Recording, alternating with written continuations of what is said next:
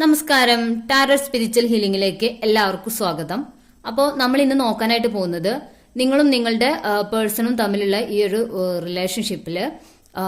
Relationship ഒരുപാട് കാലം മുന്നോട്ട് പോകുന്ന ഒരു റിലേഷൻഷിപ്പാണോ അതോ ഇതൊരു എൻഡ് ആവുന്ന റിലേഷൻഷിപ്പ് ആണോ എന്നുള്ളതാണ്.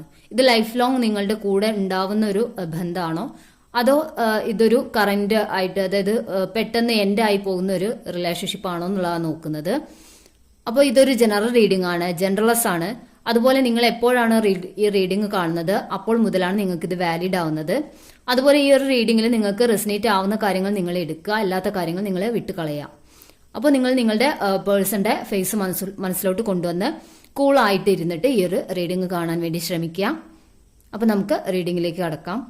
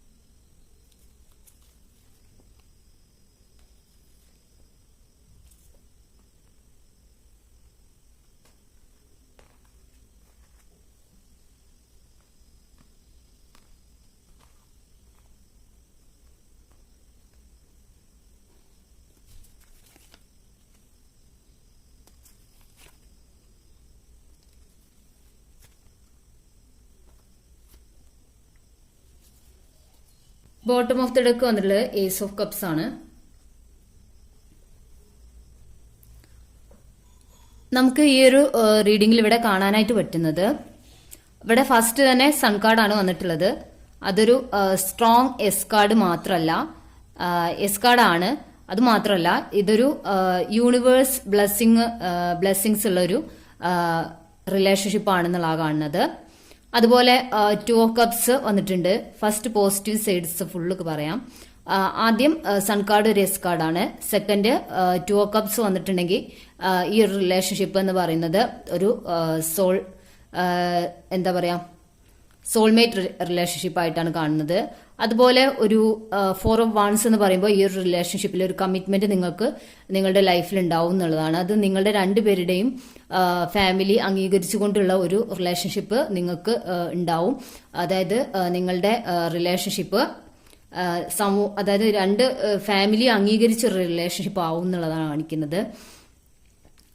അപ്പോൾ അങ്ങനെ ഒരു റിലേഷൻഷിപ്പ് ആവുമ്പോൾ അങ്ങനെ ഒരു റിലേഷൻഷിപ്പാണ് ഇവിടെ കാണിക്കുന്നത്. അപ്പോൾ നമ്മുടെ ഈ ഒരു ക്വസ്റ്റ്യന്റെ ആൻസർ എന്ന് പറയുന്നത് ഈ ഒരു റിലേഷൻഷിപ്പ് ലൈഫ് ലോങ് ഉണ്ടാവുന്ന റിലേഷൻഷിപ്പ് ആണെന്നുള്ളതാണ്.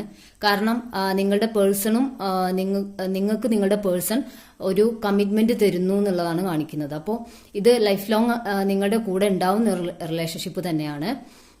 അത് മാത്രമല്ല ഇവിടെ മറ്റൊരു കോൺഫ്ലിക്റ്റ് നിങ്ങൾ തമ്മിൽ ഉണ്ടാവുന്നതായിട്ട് കാണുന്നുണ്ട്. അതായത് നിങ്ങളും നിങ്ങളുടെ പേഴ്സണും തമ്മിൽ വാക്ക് തർക്കങ്ങള്, വഴക്ക് ഒക്കെ ഉണ്ടാവുന്നതായിട്ട് കാണുന്നുണ്ട്. അതിന് കാരണം നിങ്ങളുടെ പേഴ്സൺ കുറച്ച് ഈഗോയിസ്റ്റിക് ആയിട്ടുള്ള ഒരാളാണ്. അതായത് കുറച്ചൊരു പവർഫുൾ ആയിട്ടുള്ള ഒരു പേഴ്സൺ ആയിട്ടാണ് കാണുന്നത്.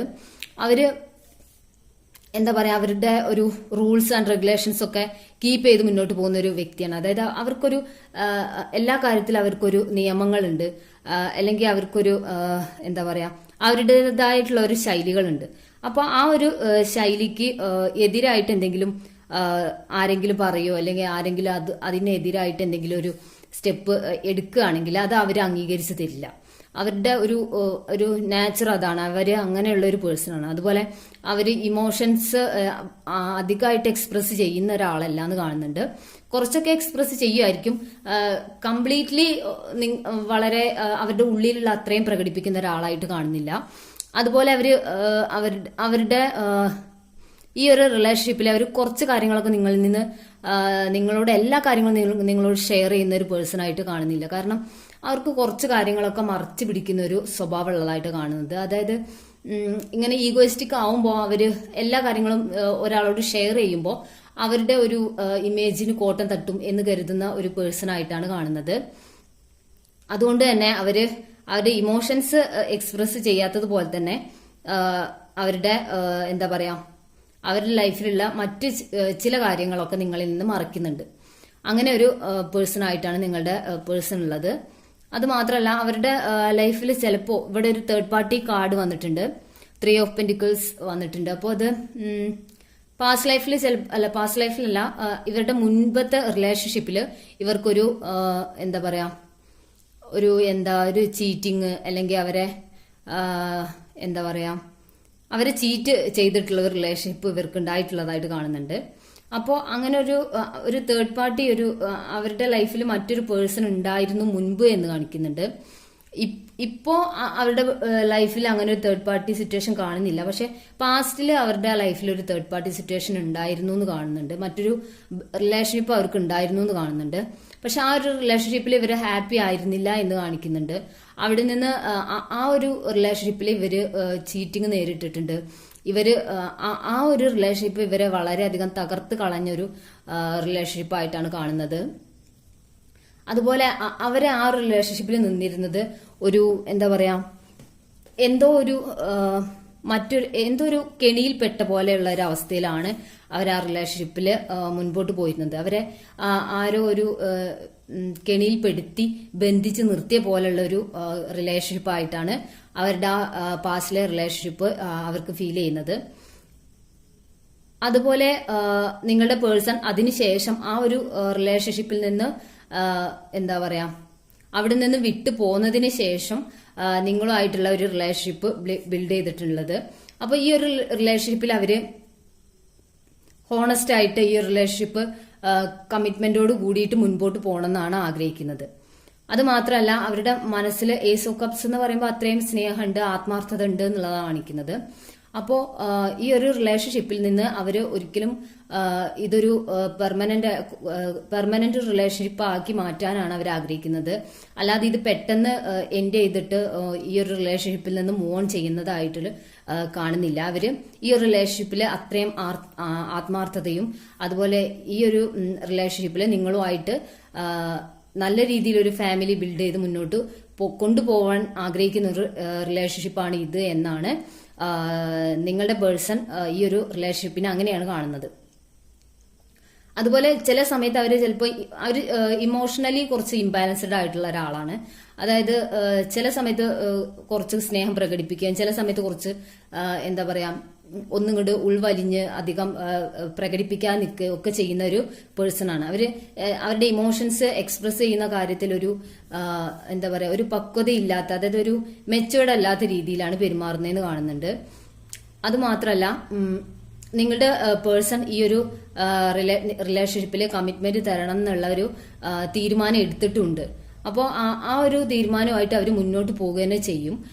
നിങ്ങൾക്ക് ഈ ഒരു റിലേഷൻഷിപ്പിൽ കമ്മിറ്റ്മെന്റ് തരികയും ചെയ്യും. അതുപോലെ ലൈഫ് ലോങ് നിങ്ങളോടൊപ്പം നിങ്ങളെ പാർട്ട്ണറായിട്ട് മുന്നോട്ട് കൊണ്ടുപോകണം എന്ന് ആഗ്രഹിക്കുന്ന ഒരു വ്യക്തിയാണ് നിങ്ങളുടെ പേഴ്സൺ എന്നാണ് കാണുന്നത്. അപ്പൊ നമുക്ക് കുറച്ച് ക്ലൂസ് കൂടി എടുക്കാം.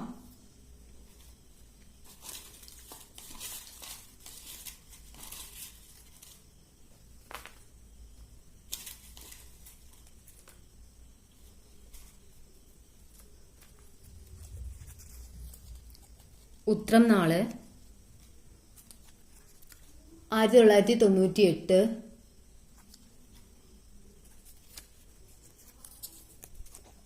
ചിത്തിര,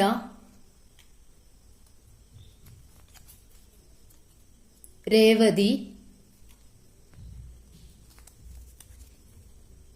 2000, letter D,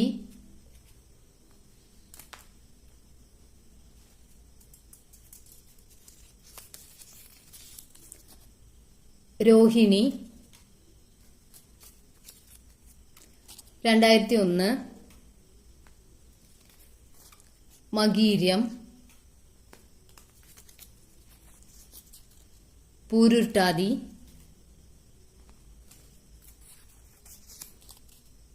Aswathy,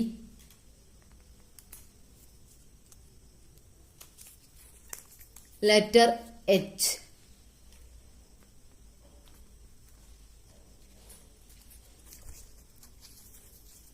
letter K, Thiruvathira. അപ്പോൾ നിങ്ങൾക്ക് ഈ ഒരു റീഡിംഗ് ഇഷ്ടമായെന്ന് വിചാരിക്കുന്നു. ഇഷ്ടമാവുകയാണെങ്കിൽ നിങ്ങൾ ഈ ഒരു റീഡിങ്ങിലെ നല്ല കാര്യങ്ങൾ നിങ്ങൾ നിങ്ങളുടെ ലൈഫിലോട്ട് മാനിഫെസ്റ്റ് ചെയ്യുക. നിങ്ങൾ ഈ ഒരു റീഡിങ് ക്ലെയിം ചെയ്യുക. യൂണിവേഴ്സിനോട് ഈ ഒരു റീഡിങ് കണ്ടതിന് നന്ദി പറയാം. താങ്ക് യു യൂണിവേഴ്സ് എന്ന് പറയാം. അപ്പോൾ നിങ്ങൾക്ക് ഈ ഒരു റീഡിങ് ഇഷ്ടമായെന്ന് വിചാരിക്കുന്നു. Thank you.